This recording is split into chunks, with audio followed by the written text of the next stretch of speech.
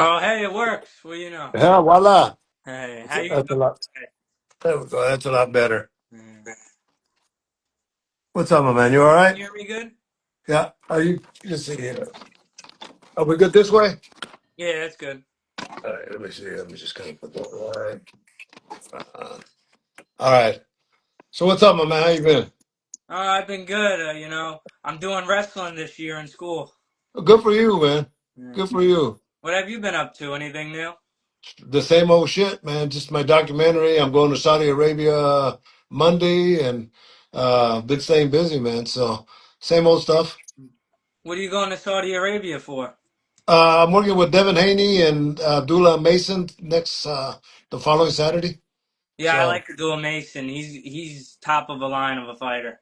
good kid too, man. That's why I'm working with him because he's such a good kid. The whole family are nice Yeah, people. So he's this, very skilled. I feel like he's a complex fighter in that ring. He's got it. Pat yeah, Cat. yeah. There's a big opportunity for him. So yeah, it'd be fun. So, And what is your most memorable moment as a cut man? mm, man, I got tons of them, bro. I, I want to hear them but all. That's what I. yeah, but I think a memorable one, of course, is Vladimir Klitschko when.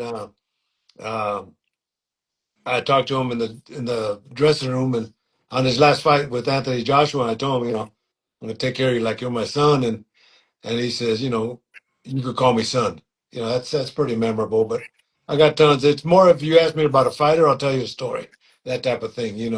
I just have so many great moments with so many great fighters. Joe Smith, one of them. So a lot of good times. Tell me when you went to training camp with Vladimir Klitschko.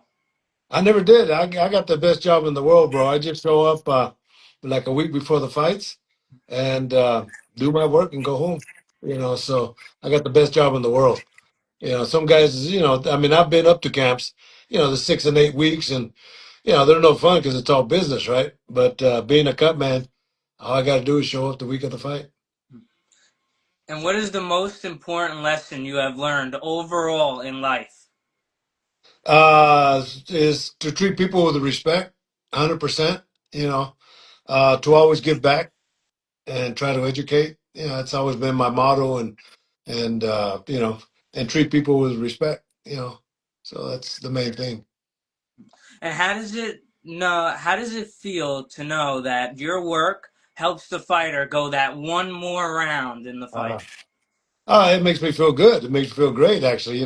Being that I know, and they know that I'm there to take care of them and to give every opportunity to get that one more round, and that one more round normally leads to a victory. So yeah, it's great moments, man. And your job helps save fighters' lives every day. I've made a lot of money for a lot of fighters. I've kept a lot of fighters safe. No doubt about it. And that's my job. My only job is to take care of you like you're my son. It's the only thing, to make sure that you walk out as handsome as you walk in, and eliminate any negatives in your system. And what is the most challenging injury you have ever faced during a fight? Ooh, good question. Nobody's ever asked that one. Most challenging injury. Uh, well, there's knockouts. When guys, I have to tell them like 3 times. I think Michael Bisping in the UFC, he got knocked out when Dan Henderson just pummeled him. But about 3 times, I got to tell him, I said, "Look, you got knocked out. You got knocked out. You got knocked out." And those moments, because their brain is just kind of going like this. And I just told a story earlier about Drago from Long Island, right? Matt Serra worked with him. He fought Matt Brown, and he got stopped. And he's arguing with the referee, and he's arguing with the doctor. No, I'm okay, I'm okay. And I come into the ring, and I look at him. I said, Drago, look at me. You got knocked out. He looks at the doctor and the referee. He says, "Stitch, Stitch, I believe." So those are those are moments of honor and respect. So yeah, I forgot about that one. Yeah. And tell me about the most famous people you were a cut man of in the UFC. Because you work John Jones's corner, Brock Every one of Lesnar's them. corner, and Every many one of them. others. Huh? Every if I worked with every major player in the UFC when I was with the UFC for the 15 years. When Brock Lesnar came on board, my daughter's a big WWE fan. So when Brock Lesnar came on board, he came on board with the regulation that stipulation that I would be the one that would be working with him. So after the weigh-ins, when he fought his first fight, him and I were at the Mandalay Bay, and my daughter Carla, we went to the back one of the dressing rooms, and I did an example rap of him to see how he liked it and make any adjustments and what have you not. And he liked it. You know, we took a picture, and I cut him off, and he signed them and gave them to my daughter Carla. You know, but every top fighter that was in the UFC when I was with them for the 15 years, I worked with every one of them by request. You know, so that's an honor in itself. Which paid more, UFC or boxing? Boxing till now, Huh? What you till said? now, Yeah. even boxing pays more now. What do you think about the UFC and boxing? Boxing pays their fighters in UFC. Do you think boxing pays more or the UFC? Like, what do you Well, think about? that's a good question. There's an analogy where in boxing, 80% of the revenues that come in go towards the fighters, right? And I think the UFC, their revenue that they split up with the fighters is like 20%. You know, so yeah, maybe they have to make their adjustment on that, but it's a growing thing. You know. And what happened between you and the UFC? Why did you leave? Well, they Dennis, what happened is we were all working on sponsors, right? And we were making money. I was making money on sponsors. I needed the UFC to make my money through sponsors. I was making a lot more money with sponsors than what the UFC was paying, and so were a lot of fighters, right? So they went into the Reebok deal without talking to the fighters or anybody, and took all the sponsors away from everybody. Uh, but I'm the one that spoke up, and I said, you know, that's not fair to the fighters. It's not fair to Definitely. us, and it went viral, and they called me and they fired me, and for speaking out about the Reebok deal. But till this point, people stop me all over the world and thank me for being the one that started the topic on that. Yeah. So You're yeah, the one who spoke up and started telling everybody about it. until now, believe it or not, people all over the world still stop me and thank me. You know, so that's pretty nice. And one of the Brazilian trainers that worked with Anderson Silva and Vanderlei and all the big guys, big top trainer. I hadn't seen him in maybe 10 years. And then during COVID, we did some boxing at the MGM, and I hadn't seen this guy since I left 10 years. He comes up to me and says, Stitch, we, the coaches, the fighters, we thank you for speaking up because we couldn't. That kind of took the bullet for everybody. I would have thanked you too. I would have had the most respect for you after that. And Thank I'm you. sure they have the most respect for you after speaking up. Till now, I'm telling you, till now, people stop me and they still associate me with the UFC, even though I've been gone 10 years, or yeah, 10 years. I've been gone 10 years. People still Yeah, associate me. 2015, almost 11 years now. Yeah, wow, yeah, you've been doing your homework, huh? My man. Yeah, I wanted to make this interview perfect. This was the day I actually started my podcast. Oh, is it really? Yeah. Yeah, my podcast. Huh? Was that the first one, or is it? No, you were the second interview. Yeah, here we go. Good for you, man. Yeah. And now you're Now doing my well. podcast is 1 year old today. I love it, man. Congratulations. Thank you. And what is your biggest, like, what is the biggest misconception people have about a cut man's job? Ooh, oh, you've been doing your homework, huh? The biggest misconception, it maybe in those days it was a who needs a cut man, right? Anybody could be a cut man. But now, as you break it down and you study the game, not anybody or everybody could be a cut man. Yeah. I get doctors, I get paramedics, I get nurses, I get EMTs, I get soldiers that were in combat, I get mom and pops. They all want to be a cut man. They see what we do and they want to be a cut man. But I tell them it's not that easy to spend hours and days and weeks and months and years in the gym working with the fighters. understanding the pain. Like you're a wrestler. For you to be a Well, coach. boxer. I'm a boxer. I just joined Uh, wrestling this uh, year. all right. Well, nonetheless, but both. But you have to understand the fundamentals of what it takes to teach somebody. You know what it feels like to get hit. And once you get choked out, you're going to know what it feels like to get choked out. So those are the messages that you, through experience, you have to teach these guys. Is take the pain, and that's what Mike Tyson says: take the pain. You got to take the pain.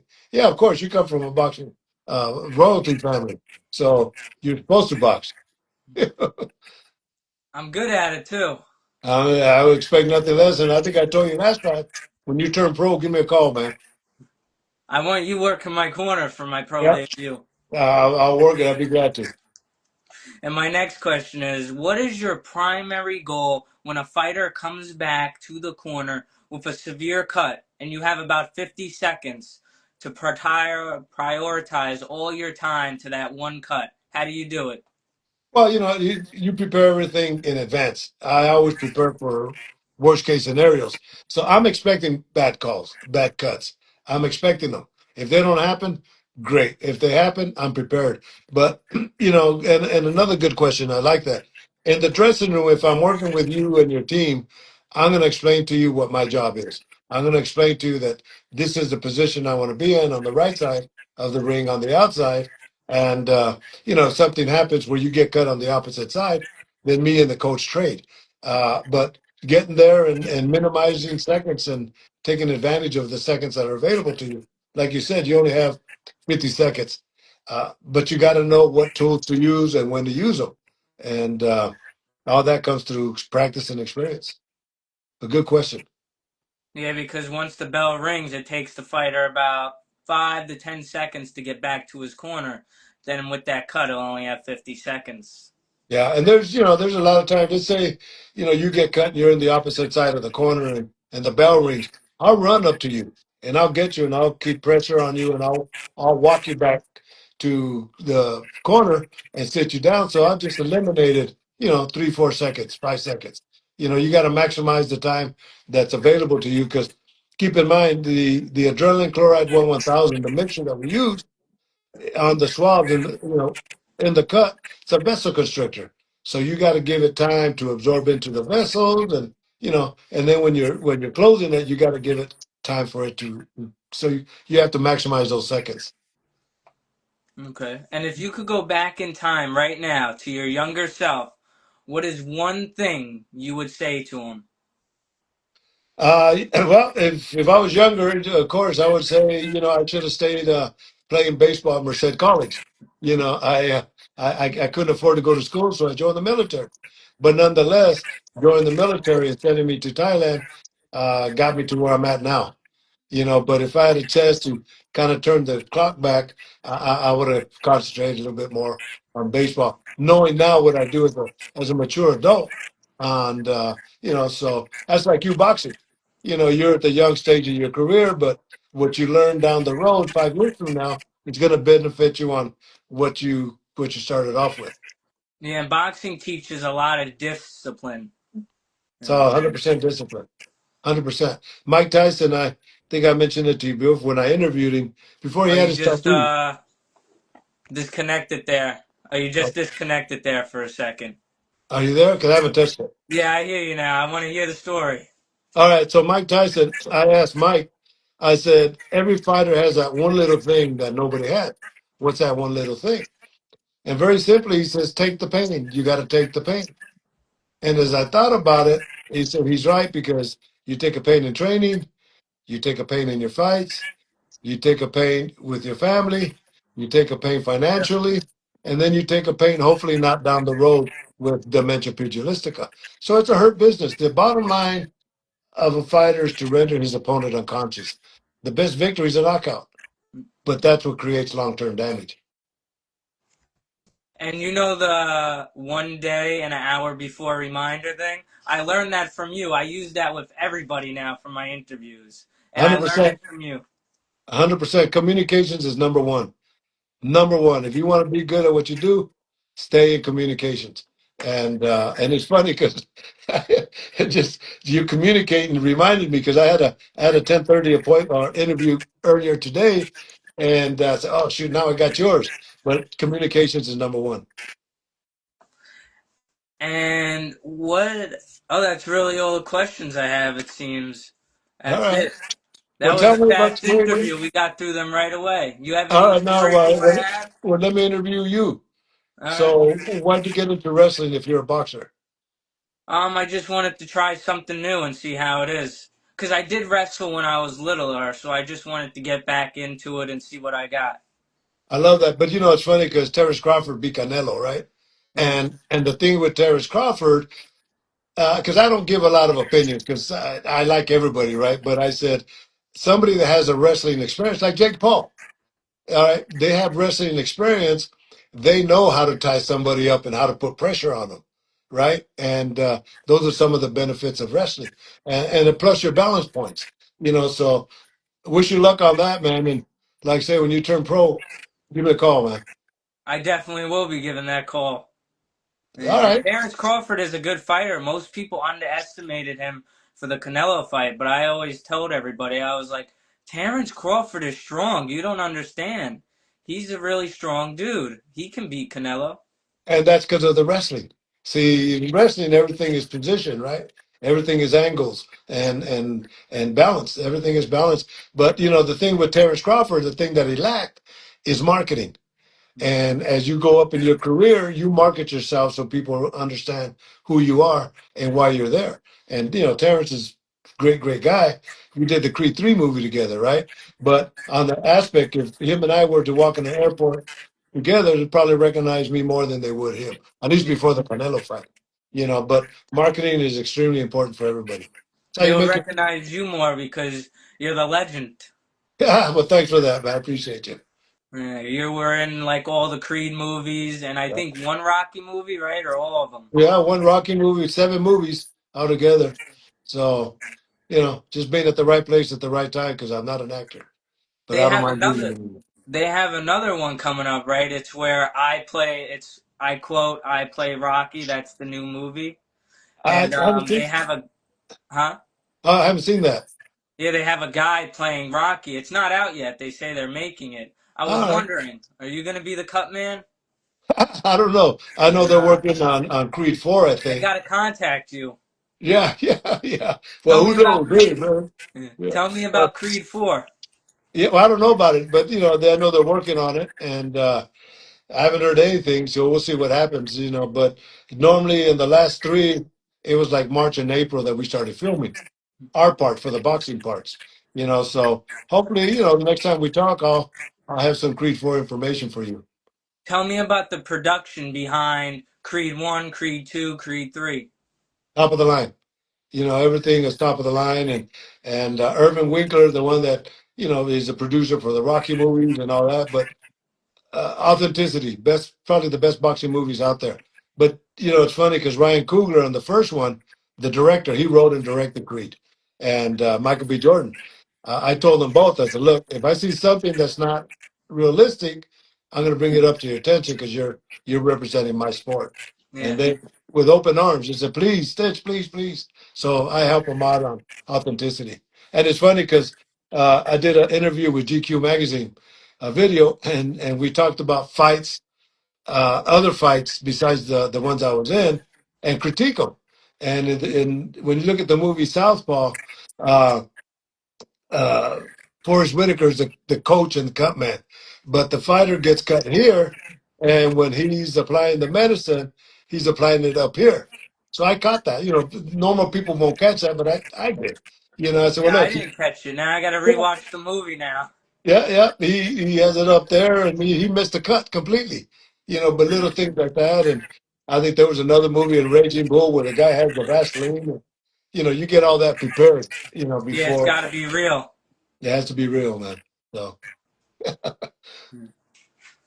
What's your favorite part about being a cut man? You get to meet all these different fighters and there's nothing. You know, it's not the fights. People say, "Who's he fighting?" I said, "Shoot, I don't know.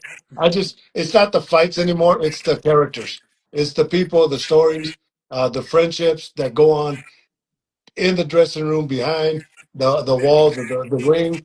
Those are the stories right there. Just the relationship. These guys, nicest guys in the world, but they're all gladiators.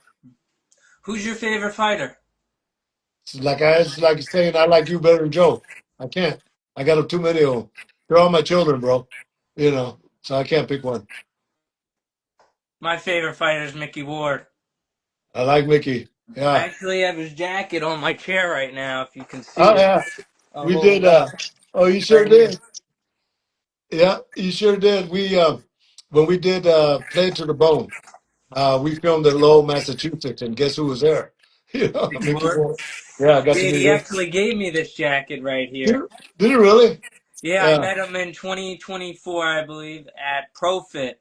And he was waiting for me to get there, and he gave me the Wow. jacket and he gave me a poster. Wow. Well, you see him next time. Tell him I said hi. I saw him in 2025. I ran a race that he was at too. I've Oh, been seeing cool. him like once a year now. I love that, man. Yeah. Well, you got a memorable jacket there. Yeah. It's not about the money. It's about who gave it to you and why.